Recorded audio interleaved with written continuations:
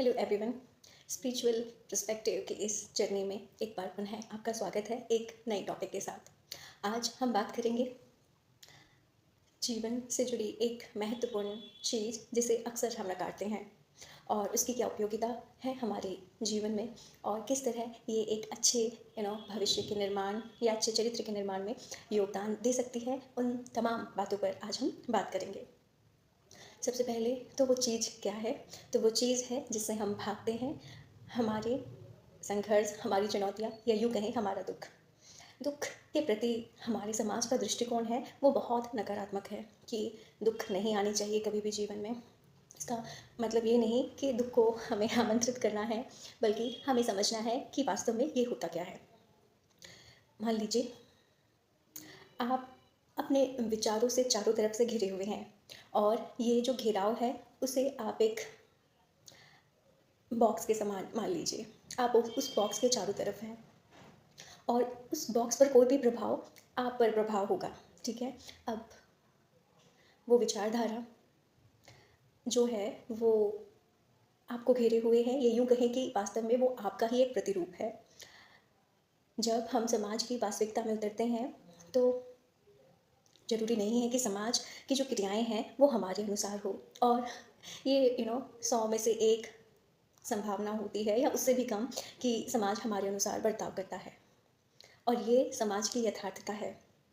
जब हम अपने इस बॉक्स में होते हैं या अपने विचारों से घिरे होते हैं तो हमें वही यू नो सच्चाई दिखाई देती है कि यही वास्तविकता है। लेकिन हम समाज में रहते हैं तो समाज का जो दृष्टिकोण है वो थोड़ा प्रतिकूल हो जाता है, और फिर हमें ना चाह कर भी उस बॉक्स या फिर अपने उस प्रतिरूप से जो हमने खुद अपने विचारों से क्रिएट किया है उसे बाहर निकलना पड़ता है।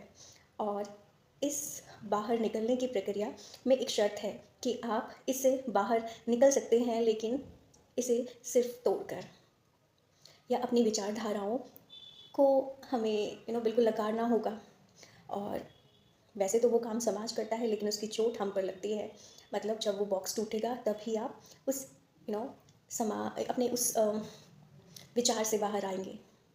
आप समाज के विभिन्न विचारों से रूबरू होंगे और आपकी जो स्वीकृति है वो उन विचारों को अपनाने के प्रति भी और सुदृढ़ होगी। आप में अपने विचारों के प्रति लचीलापन आएगा जो आपको समाज में यथार्थता से जीवन जीने हेतु अग्रसर करेगा। इसका मतलब ये है कि अब आपका जो पर्सपेक्टिव है वो और ब्रॉड होगा और आप एक सुदृढ़ पर्सनैलिटी के रूप में उभर कर सामने आएंगे। और ये हमारे साथ हर रोज़ होता है, क्योंकि हम हर रोज़ किसी न किसी बात से आहत होते हैं, या फिर यूँ कहें कि अपने विचारों पर आघात होता पाते हैं, और वो आघात हमें दुख देता है। अब उस आघात से किस तरह बचा जाए, वो क्या प्रक्रिया है कि वो आघात कम हो। तो पहले तो जो प्रक्रिया है वो आपकी स्वीकार्यता है। आप स्वीकार कीजिए कि समाज केवल हमारे अनुकूल नहीं चल सकता। इसका अपना ढंग है और हर किसी की विचारधारा अलग है, और ज़रूरी नहीं कि हमारी विचारधारा भी उन सभी की विचारधारा के समान होगी। तो पहले इस बात को लेकर आप में स्वीकृति होनी चाहिए, और फिर अगला कदम है स्वीकृति के साथ आगे बढ़ना। और वो कैसे होगा? तो वो होगा वो जो दुख है उसे सहकर, और ये एक औषधि के समान है जिसे आपको लेना है शांति और मौन के साथ। ऐसा होता है कि प्राय दुख की स्थिति में हम किसी को कुछ बोल देते हैं और हमारी जुबान पे कंट्रोल नहीं होता, और ये दूसरों को दुख देने का एक कारण बन जाता है। हम बोलते रहते हैं और हम अंदर से भी बहुत बेचैन हो जाते हैं। दोनों ही स्थितियाँ हमारे लिए हानिकारक हैं। ऐसी स्थिति में आवश्यक है कि हम अपने अंदर चलने वाले तूफान को खुद ही सहें। और वो कब होगा? आप जब उस दुख को, उस औषधि को शांति और मौन से स्वीकार करेंगे।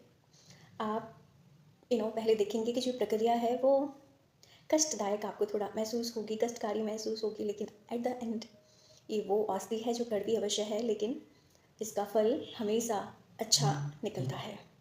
आप एक सुदृढ़ चरित्र की तरफ जाएंगे जो समाज के प्रति, विभिन्न लोगों के प्रति, उनके विचारों के प्रति आपकी स्वीकार्यता को बढ़ाएगा, और आप एक अच्छे और सुदृढ़ और समझदार चरित्र की ओर अग्रसर होंगे। तो ये वो लेसन था जो था समाज में दुखों को देखने के प्रति दृष्टिकोण और उसकी स्वीकार्यता के प्रति